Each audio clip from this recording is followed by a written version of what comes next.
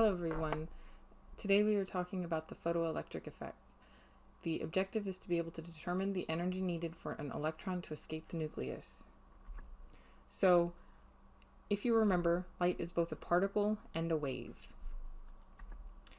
There is something called the wave-particle duality of light that we'll talk about a little bit later in more depth, but it basically says that light behaves as a wave in terms of diffraction, interference, and polarization. But light also behaves like a particle, so when light strikes matter, the momentum is transferred. The photoelectric effect, electrons are kicked out, and the photoelectric effect is actually what Einstein got the Nobel Prize for. It's not E equals mc squared or anything to do with the nuclear bombs or anything like that. It's actually the photoelectric effect, and he got that in 1905. So what happened was he has an ammeter which measured the photocurrent, so the number of the electrons that are moving, and there's a voltage that supplies the attraction of repulsion of the emitted electrons. And I have a demonstration here in just a second. So the brighter the source, the more electrons were ejected. Here is the example. Let's see. We can measure a bunch of things here. Let me see if I can make sure this is working. So we can change the wavelength. You see the colors changing. We're changing the frequency as well as the wavelength. And this supplies a voltage. And then we want to have the intensity increases. As the intensity increases, the number of electrons that are exiting is greater. And then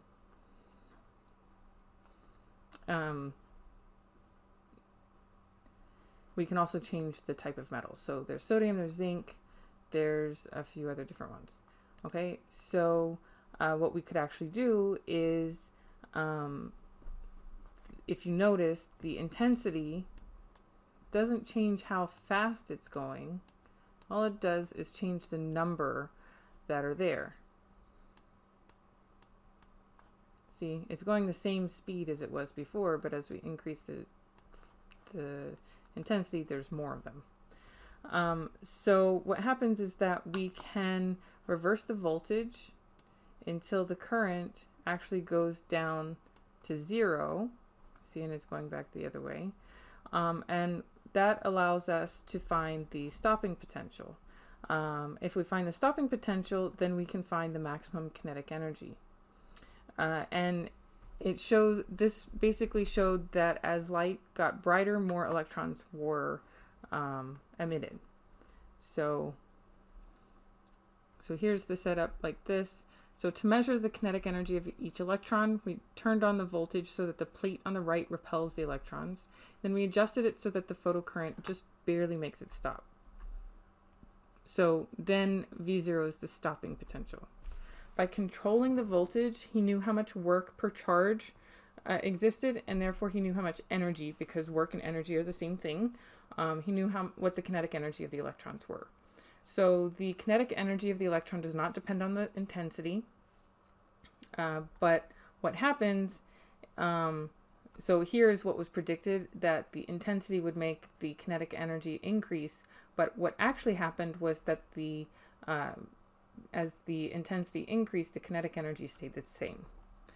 So what he also found was that some colors, frequencies, did not emit electrons while others did, and higher energy frequencies made electrons move faster, so there was more kinetic energy. So this graph here, this is called the work function right here. This is the work function. And what it says is that as an atom likes to hold on to its electrons, but it'll take some energy just to release it. This is the work function. The work function is the amount of energy required to lift an electron away from the nucleus. So red has a low frequency, a low energy, and a long wavelength, while blue has a high frequency, a higher energy, and a smaller wavelength. The lowest frequency that will have enough energy to emit an electron is the threshold frequency, which is right here. Okay, so when there's zero energy on the graph right here, this 0 point, it's just enough energy to be released from the atom, but there's no leftover kinetic energy. So the electron doesn't really move. It's right there. So then the work function is the amount of energy needed to release the electron from the nucleus. So a photon is a particle of light containing a packet of energy. We talk about particles and waves with light, and a photon is a little packet. So we can think of it as this little light, this little wave, but it's in basically a particle. So you could think of it like a package of a wave, kind of. So we know that energy is proportional to frequency, so the higher frequency light has more energetic photons. So that means that the slope of the kinetic energy versus frequency graph is Planck's constant, which is h, and this is on the reference table. And this is the equation: energy is equal to Planck's constant times frequency, which is also on the reference table. And h is 6.63 times 10 to the minus 34th joules seconds.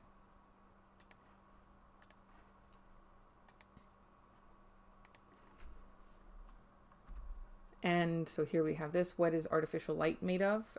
Photons. Okay. So here is a illustration of what's going on.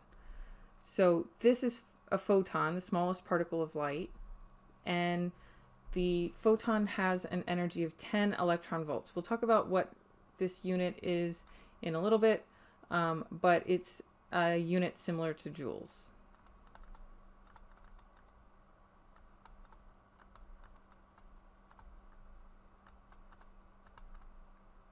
Okay, so that electron is orbiting the nucleus, and it's trying to go to the highest possible orbit. This right here, to get to this highest possible orbit, requires 8 electron volts. So if it has 10 electron volts and the work function is 8 electron volts, this is what it takes to leave the nucleus. That means it has 2 electrons left over to go to the kinetic energy. That's the amount of energy that the electron has. So then it says, how much energy is in a photon of yellow light with a frequency of 5.09 times 10 to the 14th hertz? We know that energy is Planck's constant times frequency, so we can just plug in and we get 3.37 times 10 to the negative 19th joules. Okay, all atoms have the same slope, Planck's constant, but different work functions.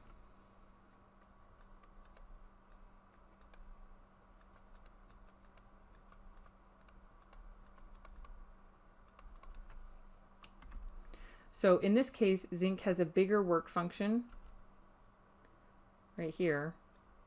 The difference between 0 and the y-intercept. So this is the work function, and it's bigger than sodium's, but sodium needs less energy to release an atom than zinc does.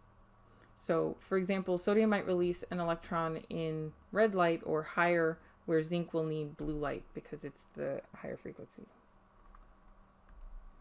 So if green light, 5.75 times 10 to the 14th hertz, has just enough energy to kick off an electron, then the work energy is equal to the energy of that photon. So there's the smallest particle of light. It's releasing it to the highest orbital. And the work function is then the frequency needed to get it to, which is to kick off the electron. So then it's that threshold frequency. So that was the 5.75. This is has just enough energy. So that means it's the